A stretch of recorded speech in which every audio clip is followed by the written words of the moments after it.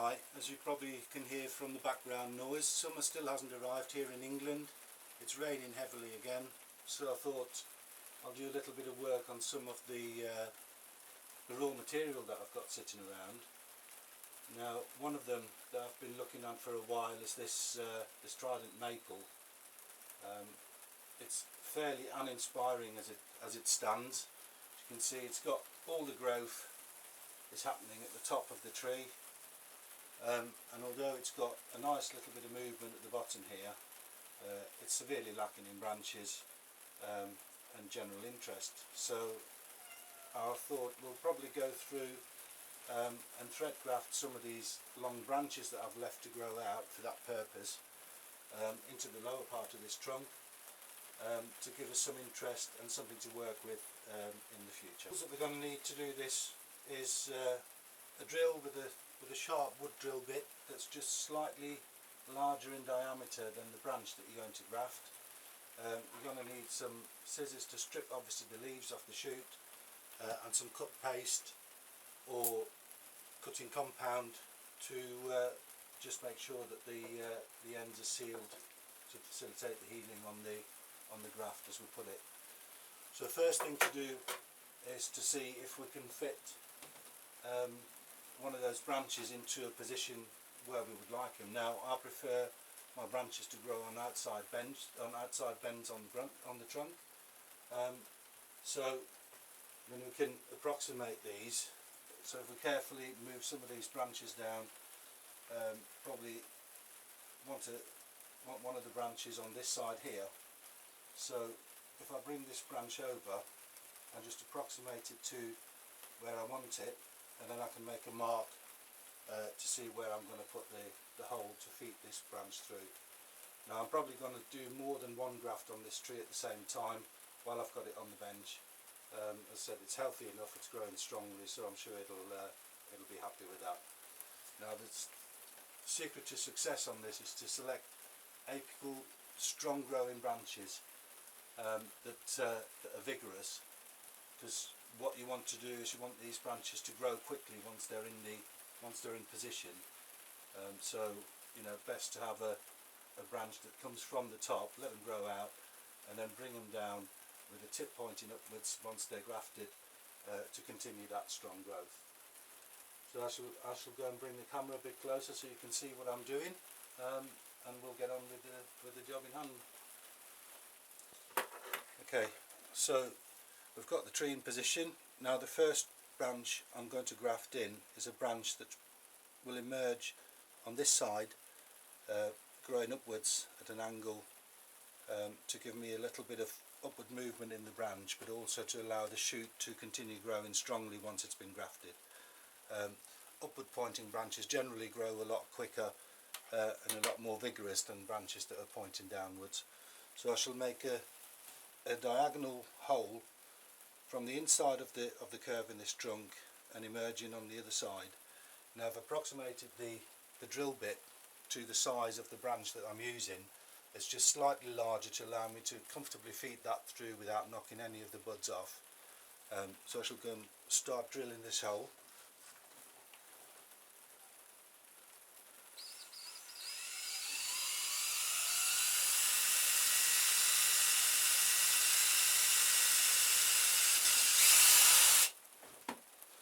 There we go, we're all the way through. Now we'll just clean that top end up a little bit and make sure that we've got a clean exit hole, so when we feed the branch through there's not going to be any snag. There we go.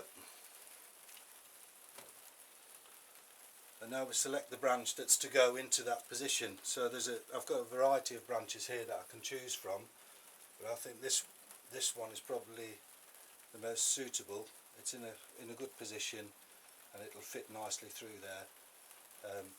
So to do next is to strip all the leaves off this branch quite cleanly.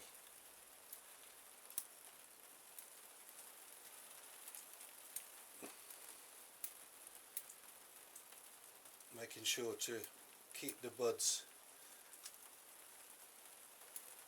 and leave some leaves at the back end of the branch to help it start growing quickly. Now I'm going to take those leaves off at the top.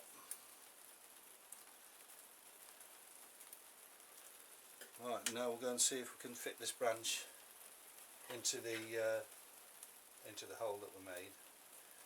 Just trim back those last little ends that sort of protruding.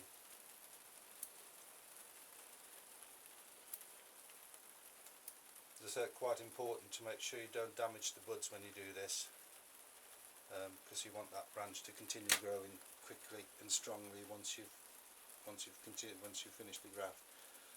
So we'll now feed this branch through the hole that we've made, being careful to retain the buds that are sitting along that branch. And I like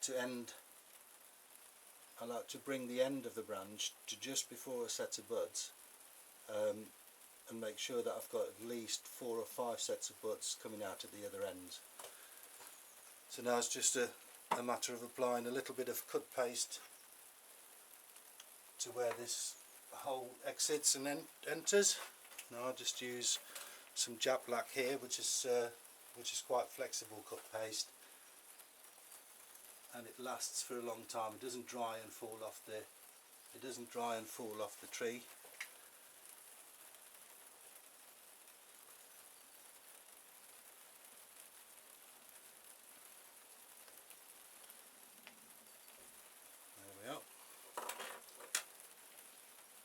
And now all that remains is just to secure that branch in place to make sure it doesn't move when any wind's blowing. So the way I do that is I take a piece of wire, feed it up across the trunk, and then wire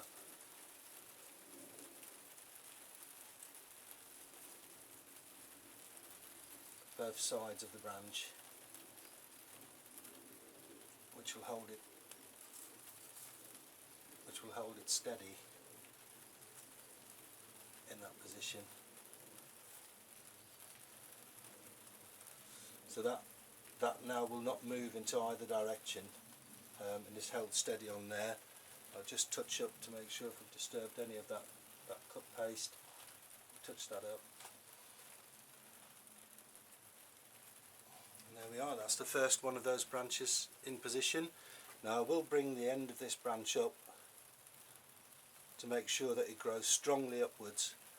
But as you can see, it emerges at an outside bend and allows me also maybe to put another couple of branches at the bottom and at the back, which I'm going to do next. Okay, there we are. That's finished the grafting on this tree for now. It'll go back in the growing area and be left. I'll probably leave this for about a year or two, just checking the wires as the branches expand.